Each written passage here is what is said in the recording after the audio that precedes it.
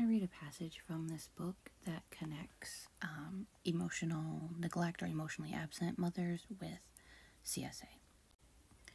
There is one rather unique situation in which mother may be emotionally turned off to her child when she can't let herself see that her child is being abused by someone close to her. Most often this happens when her husband or partner is SAing her child.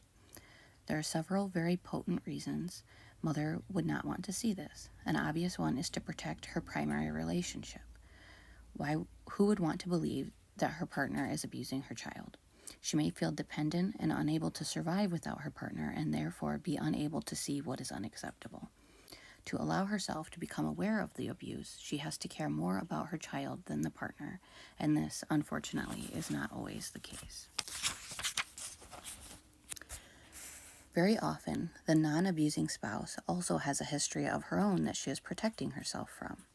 Mothers who marry abusive men were often themselves abused as children, and many times this abuse is wholly repressed and unknown to them. Sexual abuse, once again happening in her home, is something that mother does not want to see.